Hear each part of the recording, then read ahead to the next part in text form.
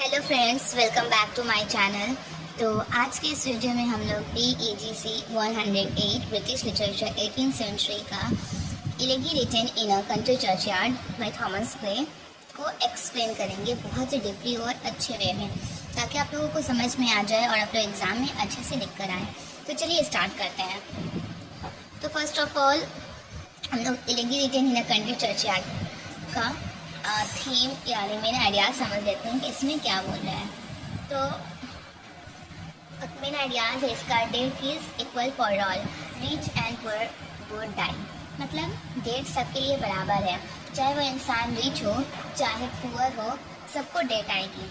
Value of simple life, poor people live honestly, यानी जो गरीब लोग होते हैं, पुअर पीपल होते हैं, वो ईमानदारी के साथ अपनी ज़िंदगी गुजारते हैं। मतलब उन लोगों के पास सिंप्लिसिटी होती है, तो इस सिंप्लिसिटी का वैल्यू देना, समझना, वैल्यू उसको समझना। Lost opportunities, poor people had talent but no chance, यानी कि जो गरीब लोग होते हैं उनके पास बहुत सारी टैलेंटेड होती है, लेकिन वो अपनी गरीबी की वजह से अपनी टैलेंट को बाहर नहीं निकाल पाते हैं, दुनिया को दिखा नहीं पाते हैं, फेमस नहीं हो पाते हैं अपनी गरीबी की वजह से, ताकि उनके पास बहुत सारी टैलेंटेड होती है। नो प्राइड इन वेल्थ, यानी money and power are temporary, यानी कि जो वेल्थ है उसका कोई प्राइड नहीं है, यानी मनी हो चाहे पावर हो, ये एक दिन ख़त्म ही हो जाएगी, इसका कोई वैल्यू नहीं रहेगा, वो टेम्प्रोरी है। पीस इन डेट, यानी डेट एक ऐसी चीज़ है, एक ऐसा है कि वो ज़िंदगी में सुकून लाती है, यानी कि रेस्ट, हमेशा के लिए रेस्ट। लाइफ की जितनी सारी स्ट्रगल से इंसान फेस करता है, ये सारे स्ट्रगल को ख़त्म करके डेट हम लोगों को एक गहरी नींद सुला देती है। तो ये पोएम का ये थीम है। तो आइए इस पोएम के पूरे ओवरऑल समरी को समझते हैं कि इस पोएम में थॉमस ग्रे क्या कहना चाहते हैं। तो मैं इस पोएम को लाइन वाइज एक्सप्लेन नहीं करूँगी, मैं इस पोएम को पूरे अच्छे से डीपली में पूरे समरी ओवरऑल समझाऊँगी, ताकि आपको ओवरऑल समझ में आ जाए कि क्या इस पोएम में है। अगर एग्जाम में है तो आप लोग लिख सकें। अगर आपको लाइन वाइज समझ चाहिए तो आप यूट्यूब में और भी दूसरे वीडियोज़ हैं, आप वो देख सकते हैं। चलिए जानते हैं। The poem begins in the evening time in a quiet village. The sun is setting and everything becomes dark and calm. The cows are slowly returning home. The farmer finishes his work and the whole village becomes silent.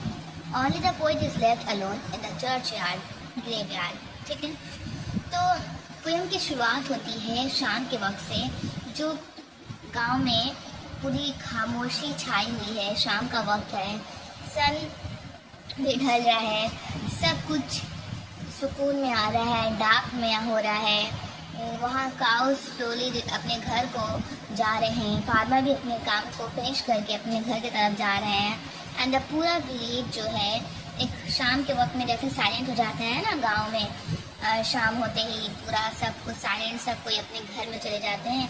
तो ये इस तरह का scene वहाँ पर हुआ है poem में। और लेकिन सिर्फ एक जो पोएट हैं थॉमस ग्रे हैं, वो सिर्फ पोएट वहाँ पर बैठे हुए हैं एक चर्च यार्ड, मतलब जो क्रिश्चियन का चर्च होता है ना, उसके बगल में मतलब उन लोगों का जो ग्रेव होता है, तो वहाँ पर बैठे हुए हैं वो पोएट। क्यों बैठे हैं और क्या सोच रहे हैं, तो चलिए आगे जानते हैं। The poet stands near the graves of simple village people who are buried there. These people were poor farmers and workers who lived ordinary lives, worked hard during the day and rested at night. Now they are dead and sleeping peacefully under the ground. तो poet कहाँ पर, एक simple village, एकदम जो simple village होता है, थोड़ा सा ऑर्डिनरी टाइप का, उस विलेज के पास एक ग्रेव है, उस ग्रेव के पास खड़े हुए हैं। और वहाँ पर अब ग्रेव है, तो ग्रेव में जो भी इंसान डेथ हो चुका है वो उसको जलाया जा रहा है, उसका जो रस्म है वो सारे रस्म को रस्म हो रहा है, जो भी होता है। तो this people are poor farmers, तो मतलब जो भी वहाँ पर जो डेथ के बाद जो लोगों का रस्म हो रहा है, तो पोएट बोल रहे हैं, सोच रहे हैं कि ये ज़रूर कोई पुअर फार्मर्स होगा, वर्कर्स होगा, इन लोगों ने एक बहुत ही सिंपल ऑर्डिनरी लाइफ गुजारी होगी, बहुत हार्ड वर्क किया होगा अपनी ज़िंदगी के लिए। ये पूरे दिन बहुत ही ज़्यादा हार्ड वर्क करके अपनी ज़िंदगी को गुजारा होगा। एंड फाइनली अब ये लोग आज की रात से एकदम रेस्ट की लाइफ अब गुजारेंगे। मतलब अब वो उनका जब डेट हो गया है तो डेट के बाद इंसान जितनी भी लाइफ स्ट्रगल्स को फेस करता है अपनी ज़िंदगी में, तो शायद ये आज मतलब सुबह की लाइफ को पूरी ज़िंदगी से डिनोट करके बोल रहे हैं कि इन्होंने आज ये बहुत हार्ड वर्क किया होगा, बहुत ही सिंपल लाइफ गुजारी है।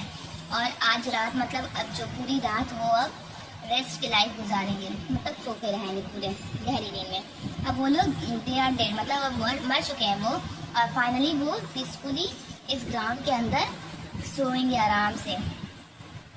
तो शायद पोएट ये क्यों कहना चाह रहा है, बोल रहा है कि ज़रूर पुअर फार्मर्स होंगे, वर्कर्स होंगे, क्योंकि पोएट सामने देख रहा है कि जो कुछ किसी की ग्रेव देखे होंगे आप कि नॉर्मली होती है, मतलब थोड़ा सा ख़राब होता है, और जो थोड़े अमीर होते हैं तो उनकी ग्रेव में इंसान पूरा पत्थर से, मार्बल से पूरा उसको हर तरफ से घेर देते हैं। तो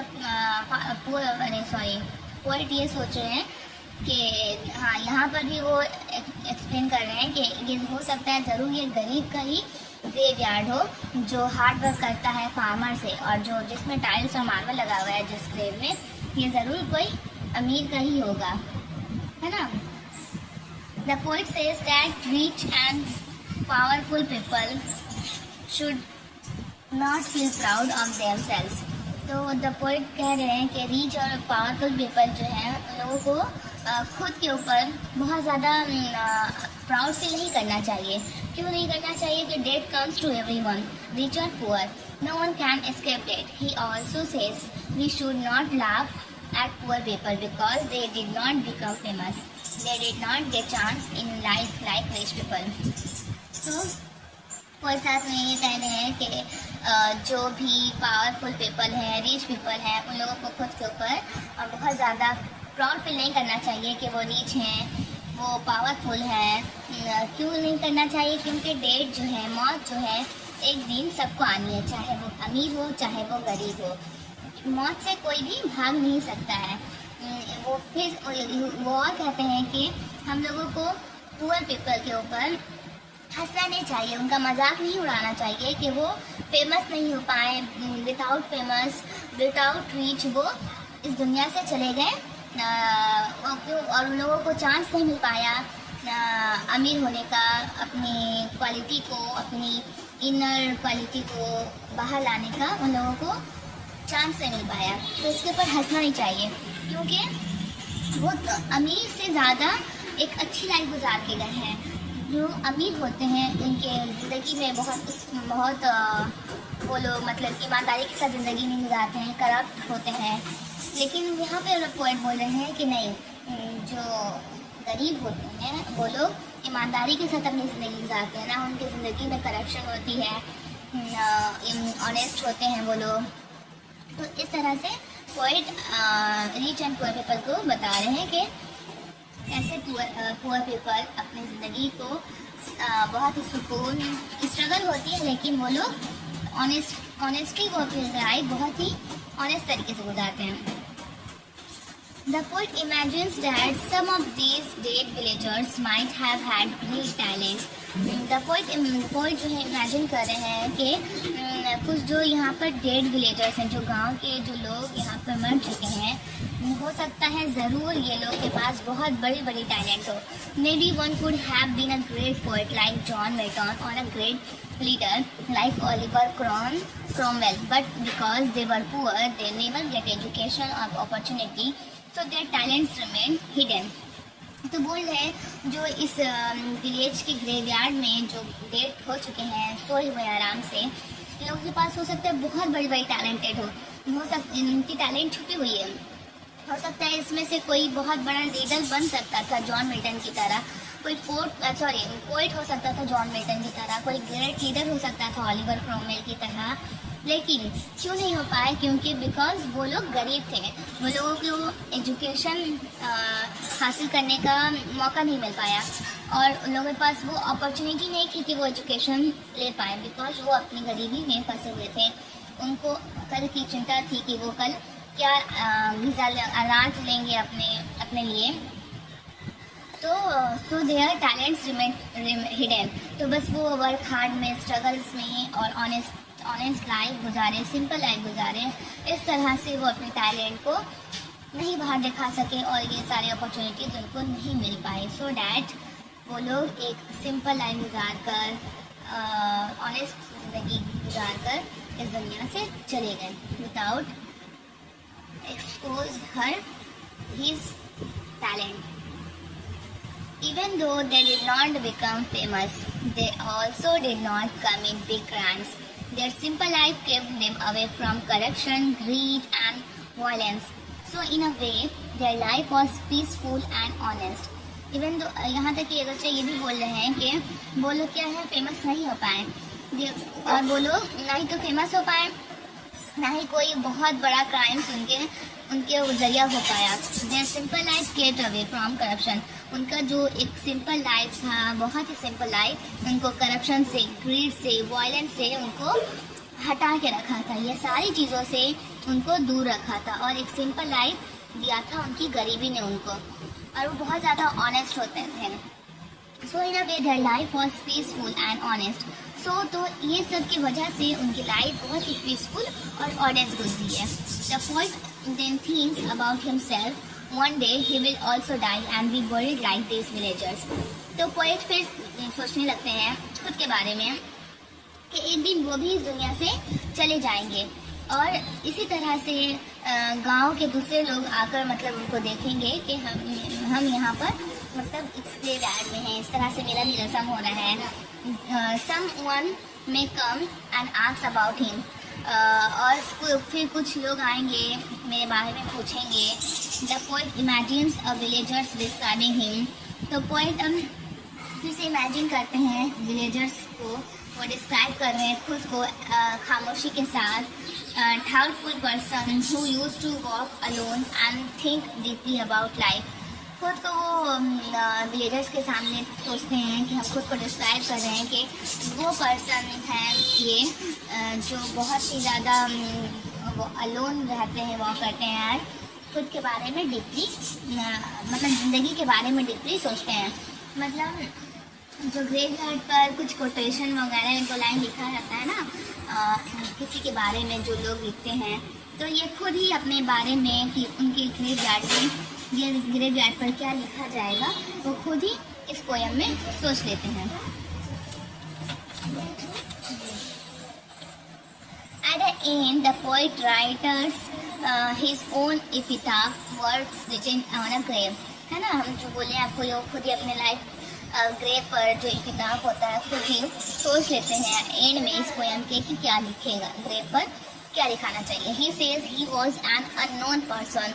ये एक वो कहते हैं कि वो एक अननोन पर्सन थे, who had a kind heart, जो एक रहमदिल इंसान था, and simple life, जो सिंपल लाइफ गुजारे थे। He also got to take care of him after death. और वो ये भी चाहते हैं, बोलते हैं कि मरने के बाद गॉड उनकी टेक केयर करे, है ना, उनकी देखभाल करे मरने के बाद। तो आप लोगों को मैंने स्टार्टिंग में ही इसका मेन आइडियाज़ बता दिया था। अब कंक्लूजन देखते हैं लास्ट।